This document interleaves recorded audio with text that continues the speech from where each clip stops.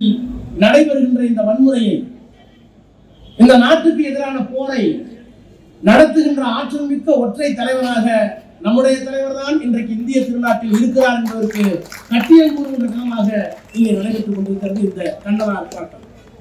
எல்லா தலைவர்களும் விவரமாக பேசிவிட்டார்கள். நான் அதற்குள்ளே மீண்டும் செல்ல விரும்பவில்லை. ஆனால் ஒரு தொடர், ஆங்கிலத்தில் சொல்வார்கள், a chain cannot be stronger than its weakest link. ஒரு பெரிய எவ்வளவு பெரிய சங்கிலி தொடராக இருந்தாலும் அவருடைய கண்ணி, ஒரு கண்ணி குறைவாக இருந்தால், பலம் கம்மியாக இருந்தால் அந்த முழு சங்கிலியும் பயனற்றதாக ஆகிவிடும். அப்படி சில கண்ணிகளை இங்கே தொட்டிருக்கிறார்கள். அதிலே ஓரிரண்டு கண்ணிகள் விடுபட்டு இருக்குமானால், அவர்கள் நேரம் கருதி விடுபட்டு இருந்தால் ஒன்று இரண்டை நான் சொல்லலாமா என்று முயற்சிக்கிறேன். பெரும் முயற்சி தான், விரைவில் முடித்துக் கொள்வேன். அமெரிக்காவினுடைய அமைச்சர் பீட்டர் நவரோ இந்த வரி விதிப்பு குறித்து அந்த நாட்டினுடைய தொலைக்காட்சிக்கு பேட்டி அளிக்கிறார். அவர் பேட்டி அளிப்பதனுடைய நிமித்தம் எது, காரணம் எது? இந்தியாவிற்கு நாங்கள் ஏன் 50% வரியை விதித்திருக்கிறோம்?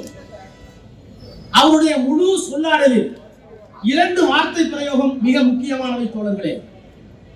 ஒரு பிரயோகம், உக்ரைனிலே நடப்பது மோடி வார். இரண்டாவது, இந்தியாவில் நடைபெற்றுக் கொண்டிருப்பது பிராமணிக்கல் எக்ஸ்பிளாய்டேஷன்.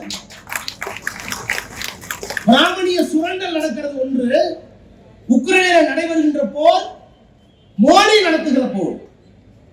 உக்ரைனில் ஏன் மோடி போர் நடத்த வேண்டும், பிராமணர்கள் ஏன் இந்த மண்ணை சுரண்ட வேண்டும் என்று அமெரிக்கா சொல்லுகிறது. ராமகிருஷ்ணன் சொன்னால் ஆச்சரியம் இல்லை, திருமா சொன்னால் ஆச்சரியம் இல்லை, அண்ணன் வைகோ முழங்கினால் ஆச்சரியம் இல்லை. இதை 100 ஆண்டுகளுக்கு மேலாக நாங்கள் முயங்கிக் கொண்டிருக்கிறோம். ஆனால் அமெரிக்காவில் இருக்கிற அமைச்சர் சொல்லுகிறார் பிராமணிக்கல் எக்ஸ்பிளாய்டேஷன், மோடி வார். என்ன காரணம்? நன்றாக நீங்கள் கவனிக்க வேண்டும். இப்படிப்பட்ட சூழ்நிலை எழவே இல்லையா இந்தியாவிற்கு? எழுந்தது. இன்றைக்கு என்ன நிலை? இங்கே திருமா பேசுகிற போது சொன்னார், 2013ஆம் ஆண்டு 2014இல் மன்மோகன் சிங் ஆட்சி இறங்குகிற போது, ஆட்சியை விட்டு இறக்கப்பட்ட போது, மோடி பதவியேற்ற போது இங்க சொன்னார்களே, கச்சா எண்ணெய் விலை $108. சர்வதேச சந்தையில் $108 கச்சா எண்ணெய் விற்ற போது, இங்கே பெட்ரோல் விலை, டீசல் விலை எவ்வளவு? வெறும் $70, $75. மோடி வந்ததற்கு பிறகு இந்த 23-24 கச்சா விலை எவ்வளவு? வெறும் $80. வெறும் $80 இருக்கிற போது பெட்ரோல் விலை $100, டீசல் விலை $100. அதை ஏற்றுக்கொள்வதற்கு மோடி இன்னமும் இருக்கிறார். என்ன காரணம்? எல்லாம் போய்விட்டது. இவ்வளவு சூட்சமம் இருக்கிறதா என்று சொல்லுகிறேன். ஆனால் ஒன்றை சொல்லி முடிக்க வேண்டும், இப்படிப்பட்ட அசாதாரண சூழ்நிலை ஏற்கனவே வந்ததில்லையா? வந்திருக்கிறது. 1991இல் மன்மோகன் சிங் பிரதமராக இருந்த போது, அன்றைக்கு அதிபராக இருந்த புஷ் 2 விதமான வரி விதிப்பு, sector based taxation, universal taxation or composite taxation. ஒரே மாதிரியான வரி விதிப்பு, எல்லா பொருளுக்கும் ஒண்ணுதான். இன்னைக்கு பண்ணிருக்கிறது தான். நீங்க திருப்பூருக்கு மட்டும் பயப்படுறீங்க. திருப்பூர்ல முதல்ல புண்ணு லேசா தெரிஞ்சிருக்கு, அதனால பயப்படுறீங்க. உங்களுக்கு உள்ளே கொடுக்கப்பட்டிருக்கிற விஷமா மருந்தா ட்ரம்போ மோடியோ நமக்கு கொடுத்துருக்கிறத, இது திருப்பூர்ல ஒரு புண்ணு நகத்து கீழே தெரியுது, அவ்வளவுதான். இது இன்னும் உள்ள எதையெல்லாம் பாதிக்கும் தெரியாது. ஏன்னா இது பின்னலாடைக்கு மட்டுமல்ல, ஜவுளிக்கு மட்டுமல்ல, யூனிவர்சல் டாக்ஸேஷன், எல்லா பொருளுக்கும் டாக்ஸேஷன். இந்தியாவில் எந்த பொருளாதார டாக்ஸேஷன் இதுதான். மன்மோகன் சிங் காலத்தில் இது வந்தது. வந்தபோது அவர் தான் சொன்னார், நீங்கள் எவ்வளவு வேண்டுமானாலும் வரி விதித்துக் கொள்ளுங்கள், but you will not accept universal taxation. எல்லா பொருளுக்கும் ஒத்துக்க மாட்டோம். ஒவ்வொரு துறையாவா, டிஃபென்ஸ் பொருள் வாங்குற, ராணுவத்துக்கு நான் தளவாட வேணும், அதுக்கு என்ன வரி? ஜவுளிக்கு என்ன வரி? பதப்படுத்தப்பட்ட உணவுக்கு என்ன வரி? எல்லா வரியும் ஒண்ணாக்காத, எந்தெந்த பொருளுக்கு எந்தெந்த துறைக்கு பிரினாங்க. ஏன் பிரிக்க வேண்டும் என்று கேட்டதில் மன்மோகன் சிங் நாடாளுமன்றத்தை சொன்னார், இவர்கள் ஏதாவது ஒரு பொருளுக்கு வரியை விதித்தால் அந்த பொருளை நான் வேறு நாட்டிலிருந்து வாங்கிக் கொள்வேன். வாங்குவது மட்டுமல்ல, ஒருவேளை அபரிதமான வரியை விதித்தால் அதற்காக கொண்டு வரப்பட்டதுதான் லிபரலைசேஷன், தாராளமயமாக்கம், உலகமயமாக்கம். அவர்கள் என்ன சுமையை தருகிறார்களோ அந்த சுமைக்கு நான் தீர்வு காண்பேன். ஏனென்றால் நான் பொருளாதாரம் படித்தவன், பொருளாதார மேதை, நான் தீர்வு அல்ல. கிரீவின்ஸ் இழிவல்ல, ஆனால் நாட்டை விற்கக்கூடாது அப்படின்னு சொன்னார். அவர் பொருளாதார மேத அம்பேத்கர் எழுதிய ப்ராப்ளம் ஆஃப் ருபி துவக்கினார் என்று ராஜ்யசபாவில் ஒப்புக்கொண்டவர்.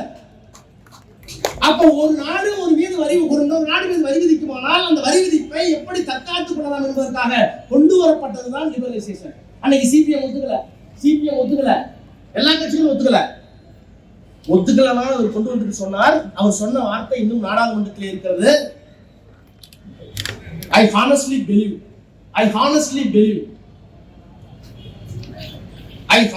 believe history will be kinder to me than the contemporary media and politicians. நான் திடமாக நம்புகிறேன், வரலாறு என்னை ஒரு நாள் கருணையோடு பார்க்கும். இன்றைக்கு இருக்கிற பத்திரிகைகளும் அரசியல்வாதிகள் விமர்சிப்பார்கள். நான் எடுத்த முடிவுகளால் என்னை வரலாறு கரிசனத்தோடும் கருணையோடும் பார்க்கும். சொன்னவர் நான் மோடிக்கு இப்பவும் சொல்றேன், நாங்க ஏதோ இருந்துச்சு சிக்கனத்தான் போடல. நீ ரொம்ப உள்ளபடியா யோகியதா இருந்தா, உனக்கு உள்ளபடியா தேசபக்தி இருக்குமானால் இந்த பாரத மாதாக்கு ஜி கீழே வேணாம். மன்மோகன் சிங் என்ன சொன்னாரோ அவர் என்ன செய்தார்? அந்த வரி விதிப்புக்காக புஷ் இருந்த போது அதை ஏற்றுக்கொள்ளாமல் செக்டாரா பிரிச்சுட்டு என்ன சொன்னார்னா, டேரிஃப் கட், எதுக்கெல்லாம் டேரிஃப் குறைக்கலாம், லிபரல் பாலிசி உள்நாட்டுக்குள்ள, அப்புறம் டாக்ஸ் ஹாலிடேஸ், ஆங்கிலம் சொல்லுவாங்க விடுமுறை நாட்கள், இந்த மாதத்திலிருந்து இந்த மாதம் வரைக்கும் இந்த பொருளுக்கு வரி கிடையாது. இந்த நான்கையும் கொண்டு வந்து தாராளமயமாக்கலை, உலகமயமாக்கலை மிகப்பெரிய கொள்கையாக கொண்டு வந்து அதற்கான கடும் எதிர்ப்பை சந்தித்து வரலாறு என்னை ஒரு நாள் கருணையோடு பார்க்கும் என்று நம்புகிறேன் என்று சொல்லிவிட்டு மறித்து போனவர் மன்மோகன் சிங். மன்மோகன் சிங் அறிவுக்கு முன்னால் மோடியினுடைய அறிவு வேண்டியதில்லை. மன்மோகன் சிங்குடைய நாணயத்திற்கு முன்னால் மோடியுடைய நாணயம் சொல்ல வேண்டும். மன்மோகன் சிங்குடைய நேர்மைக்கு முன்னால் மோடியின் நேர்மை வேண்டவே வேண்டாம். மன்மோகன் சிங்கினுடைய தேசபக்திக்கு முன்னால் மோடியின் தேசபக்தி மிக கேவலமானது. நான் இப்போதும் மோடிக்கு சொல்கிறேன், எங்களுடைய தலைவர்கள் எல்லோரும் உன்னை கண்டித்தார்கள், நான் வயதிலே சிறியவன் கண்டிக்கவில்லை. இன்னமும் உங்களுக்கு ஒரு வாய்ப்பு. மன்மோகன் சிங் என்ன செய்தாரோ அப்படிப்பட்ட ஒரு ஸ்பெஷல் பேக்கேஜ், அப்படிப்பட்ட ஒரு புது கொள்கை அமெரிக்கா இருந்து விட்டு போகட்டும், எனக்கு சம்பந்தம் இல்லை. நான் யோகியன், நான் திருடன் அல்ல, நான் களவாணிக்கு துணை போக மாட்டேன், என்னை நம்புங்கள். மன்மோகன் சிங் எப்படி காப்பாற்றினாரோ அப்படிப்பட்ட ஒரு கொள்கையை வகுத்து திருப்பூர் பின்னலாடையை மட்டுமல்ல இந்தியாவுடைய பொருளாதாரத்தை அமெரிக்காவின் பிடியிலிருந்து காப்பாற்றுவேன் என்கின்ற துணிச்சல் வருகின்ற நாடாளுமன்ற கூட்டத்தில் நிர்மலா சீதாராமன் வழங்காகும். அந்த மாதிரி என்ன பண்ணுவோம் சொல்ற இடத்துல இந்த அரசாங்கத்திற்கு இருக்குமான அந்த நாணயம் மன்மோகன் சிங் என்ன செய்தாரோ அப்படிப்பட்ட ஒரு புது கொள்கையை கொண்டு வந்து திருப்பூரை மட்டுமல்ல இந்தியாவை காப்பாற்றினால் நீங்கள் பிரதமராக இருப்பதற்கு யோகிதை உள்ளவர்கள். செய்திகளை உடனுக்குடன் தெரிந்து கொள்ள கீழ்கண்ட கேபிள் மற்றும் டிடிஎச் நெட்வொர்க்குகளில் எம்நாடு செய்தி தொலைக்காட்சியை காணுங்கள். பாதகம் செய்பவரை கண்டால் நாம் பயம் கொள்ளலாகாது பாப்பா. மோதி மிதித்து விடு பாப்பா, அவர் முகத்தில் உமிழ்ந்து விடு பாப்பா. அண்மை செய்திகளை உடனுக்குடன் தெரிந்து கொள்ள இணைந்திருங்கள் எம்நாடு தொலைக்காட்சியுடன்.